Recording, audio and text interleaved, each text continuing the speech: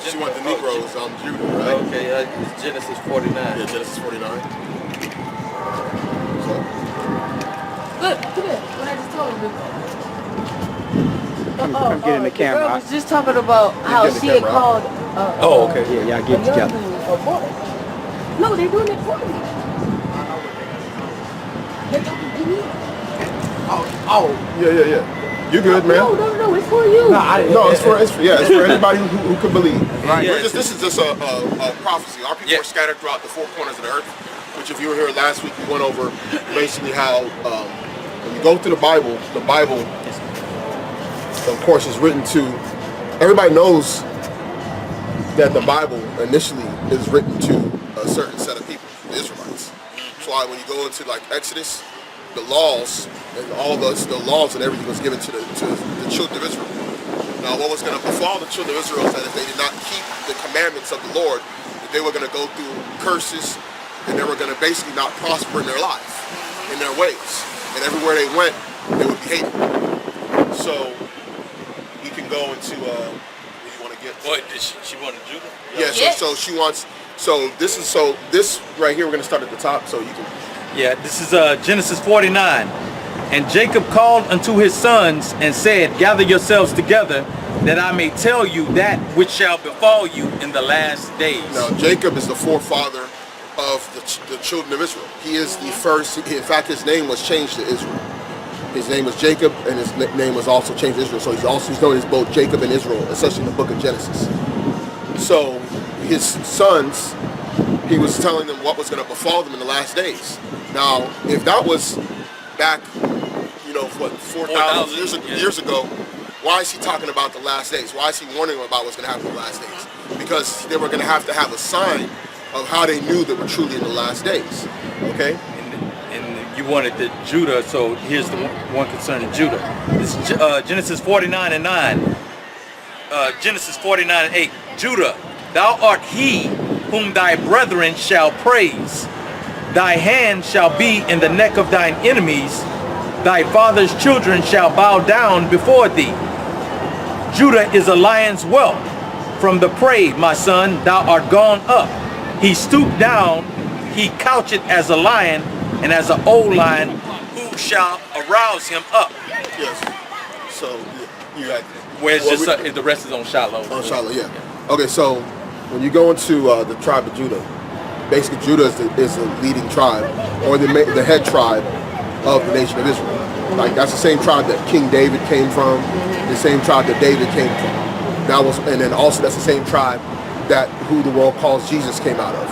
Which that tribe is supposed to basically be the tribe that is supposed to help gather the other tribes and be the leader of the Israelites in the last days, or those that are going to believe. So when this gospel first came out, this gospel was going to be reached first through the tribe of Judah, and then it was going to go through the other tribes, which basically occurred 2,000 years ago during the time of the Messiah, and is occurring today now. Right. So that's all set up. So when it talks about Judah being like a lion, basically being brave, being courageous, and standing up in the face of the enemies, the first tribe that was going to stand up against the enemies of the nation of Israel, the people of Israel, was going to be the tribe of Judah. Yep. So that was going to occur in the last days. So when you go through the civil rights era, when you go through all that stuff inspired the natives of these other people as well, and the people of the islands on this side of the world. So just because someone is not classified as maybe a Negro, that doesn't mean they're not Judah. That's a little bit different. So your forefather is going to determine that. But today we don't have our records. Right. So how do we know we're Israelites? We know because we fit the curses. The stuff that happened, that said it was going to happen to the nation of Israel, was that they were going to be slaughtered. They're going to be victims of genocide. They're going to be victims of hate. They're going to be victims of slavery. Right. And then they were going to be released out of that through who the world knows as Jesus, whose name is Yahawashi.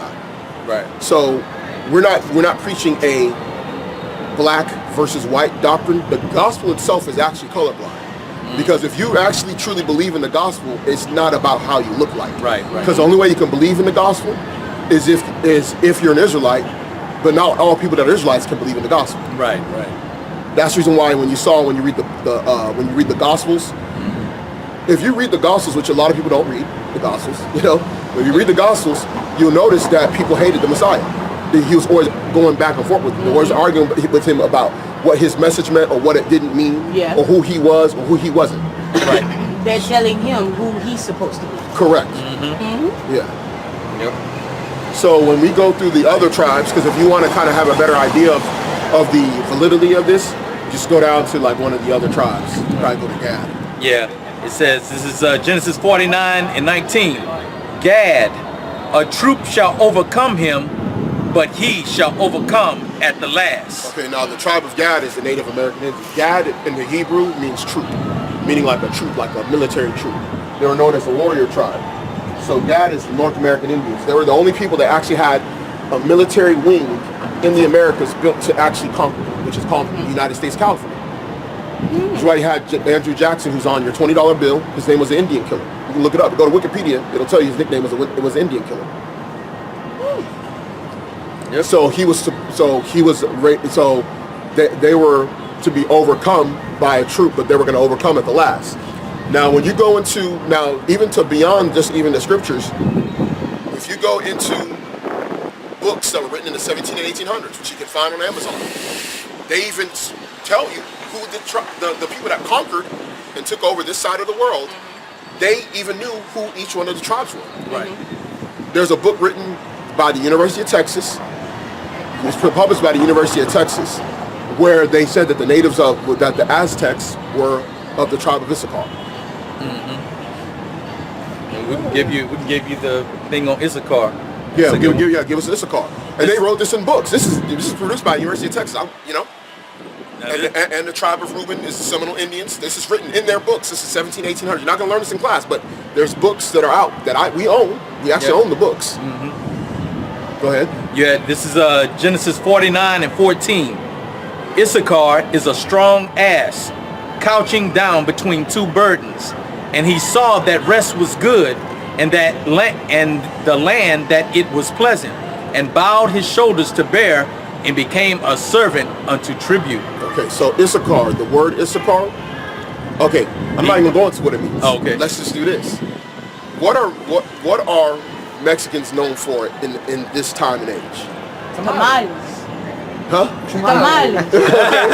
That's good. No, what else? What are they known? What are they known for? Like Parties. no. Okay, no. What are they known for? Like why are they Doing? Like, what are they known for doing? Landscape. What are they? Landscape. Working, right? Hard work. They the hardest workers. So when you need something done, what do you do? Yeah, there you go. What? You're the Mexican. Okay. Yeah, because they're the hardest workers for the cheapest penny. There you go. Okay. There you go. Now, what was he described as a what?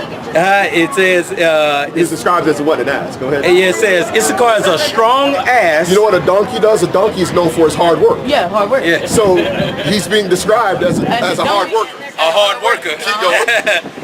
And couching down between two burdens, and he saw that rest was good. And go ahead. Yeah. You want to go? And he was made a servant of tribute. Keep going. And the land that it was pleasant, and bowed his shoulder to bear, and became a servant unto tribute. Became a servant unto tribute. The word tribute, trabajo, means work. Now, you just said that Mexicans, when you need to get something done, you hire a Mexican, right? Now, the word Issachar, the natives of Mexico, the Aztecs primarily, the word Issachar, you know what it means? You know what it is in the Hebrew? It's Yashashkar, which means he is hired. He is hired. He is hired. You need some work done? Going high, you know. So, I'm gonna go tell a Mexican that. I'm gonna go see what they. but you see how that the book Bible the works? Bible said they're doing. They really do work for living people. Yeah. You see? So you see what we're talking about? He says this will befall you in the last days. So Issachar, who is the forefather, this is the descendant of the natives of Mexico, primarily the Aztecs. He told him this is going to happen to you and what comes out of you, all your children. This is going to happen in the last days. This is how we know we're in the last days, because they fulfilled, each one of these groups fulfilled their respective prophecies. They're what they were supposed to do. Yeah, there it is. They were destined to basically be doing that. In fact, when you go into the Spanish history, when Spain took over, conquered Mexico, they carried something called the encomienda. Encomienda was the slavery of the natives of Mexico under the Spanish crown. It's called the encomienda. They were made servants unto tribute to the Spanish crown. I'm glad I did stop here.